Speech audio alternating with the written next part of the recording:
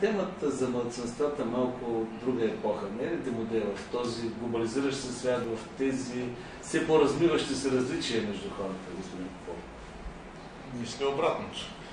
Мисля, че в глобализиращия се свят, именно междуетническите отношения ще програмират, продуцират първа значително количество социални напрежения и конфликти. Това мисля, че е неизбежно. По света, в тия 190 и няколко държави, които сме организирани, начините на живот са много различни.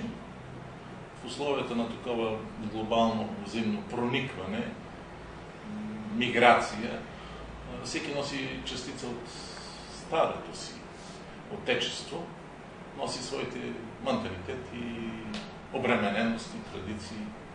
И в този смисъл верни са разсъжденията, че това е база на голяма серия културологични конфликти.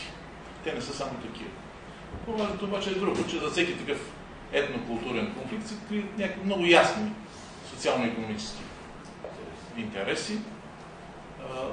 По един много интересен начин те се закриват, мистифицират, интерпретират се недостоверно. Това е като че ли стана правилно в нашия свят. Добре, нека няколко неща ви интересуват и смятам, че са важни и за зрителите на предаването. Темата за български етнически модел толкова хубава и толкова хвалена в последните години. Наистина ли България е място на етническа стабилност? България е остров на етническа стабилност ли е според вас? И следващия въпрос относно ролята на Движението за права и свободи като етническа партия. Те е етническа партия или национална партия според вас? Мисля, че понятието български етнически модел заживее някакъв свой собствен живот, който вече не се поддава на строго аналитично оценяване. От него всеки разбира нещо си, никой не може да го дефинира. Но това, което аз съм сигурен, че в Европейския съюз действат едни принципи на съвместно съжителство. И ние тук в България трябва да преценим дали това, което правим, някакси съответства примерно на тези принципи. Куриозното за някой е, че примерно събитията сега свързано с изгонването, някой каза депортирането на ромски групи от Румъния, основно в България е доста по-малко. Едва ли е илюстрация на европейски етнически модел, или пък, ще кажа обратното, може би пък е илюстрация точно на реалния европейски етнически модел, който е малко по-различен. Значи твърдя, че етнически модели има много, че етническите модели еволюират, че ако по това разбираме как точно хората съжителстват заедно с различни етноса, много повече с различна религия, то е винаги етнорелигиозен този въпрос. Сигурно всяка значима политическа сила се опита да даде своя версия. Как тя разбира между етническите отношения. Има такива изследвания, примерно на американски автор, как се държи едно малцинство, в зависимост от това каква част от населението представлява.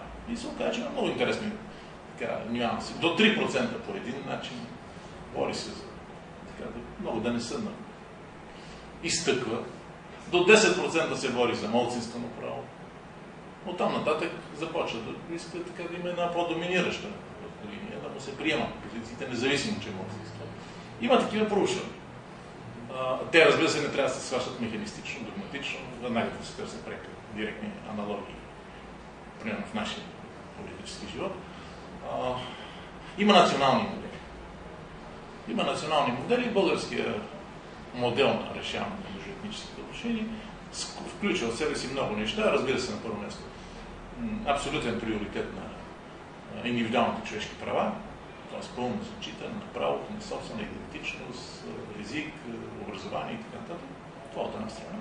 От друга страна, част от този български етнически модел е и въпроса за неизграждането на политическия живот на етническа основа. Политическите партии на етническа основа, така както са мисли в нашата създателна конституцията, са нежелани явления по много ясна причина. Значи, или се борят, примерно, десничари срещу левичари, християн-демократи срещу социал-демократи, или се борят, примерно, българи срещу турци, или гърци срещу турци, ако вземем някои други държави. Преструктурирането на националния политически модел на етническа основа е път към Африка. Между другото, в съседна Югославия една от най-важните причини за всички тия драматични събития, деца се случиха от 89-та година, преди 89-та, беше, че опита на тази страна да се изгради не като държава на гражданите, а като държава на народностите и националностите, ползвам тогавашната югославска терминология. При условие, че изградиш една държава на кавички народностите и националностите, и всяка народност-националност почна да търси своите исторически граници, параметри, почва да се спори гробището в селото на кои е, всеки трябва да търси къде са гробовете на дедите му, на база това легитимира териториални претенции и виждате какво се случва. Аз в този смисъл се изразявам така малко снисходително към пределно упростителското представяне на конфликтите в бивша Югославия. Те бяха и заложени в този начин на изграждане на някогашната федерация. Все пак за Движението за права и свободи казвам това, защото вие сте юрист. Самата абревиатура ДПС, Движение за права и свободи, не е ли вече един исторически анахронизъм, при положение, че наистина по отношение на правата, гаранциите в България са много. Значи аз си мисля, че всяка партия сама се определя името. Защото има думата права. Да, всяка партия сама се определя името. Мисля, че за много хора, примерно в България, едно наименование като комунистическа или социалистическа партия сигурно нещо много устаряло в предни времена. Живеем в друга епоха, ще кажат някои. Не мисля точно така. Има такава гледна точка. Тъй, че не това трябва да е водещото. Вярно е, че исторически поглед от Движение за права и свободи възниква като една реакция, една контрреакция на едни събития от 84 декември 1989 година. Вярно обаче и друго, че доста некоректни са опитите целият примерно 45 годишен период изцяло да се поставя под знака, под формулата на това, което става 84-89. Това е неправилно.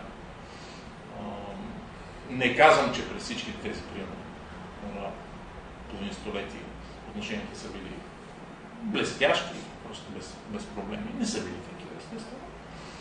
Но казвам друго, че опита в някои последните години научни изследвания, полунаучни изследвания, квазинаучни изследвания, да се представят 45 годишния период взаимоотношенията между български етнос и малцинствата в България под една така негативна, репресивна военна формула е некоректно.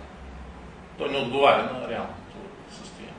Не отговаря, впрочем, на тогавашната и идея, и идеология, и догматика. Всичко е било много по-различно. То е свързано с едни други разбирания за перспективите на обществото. Българското, европейското, световното. Там много повече има една утопия, отколкото, примерно, репресивния потенциал.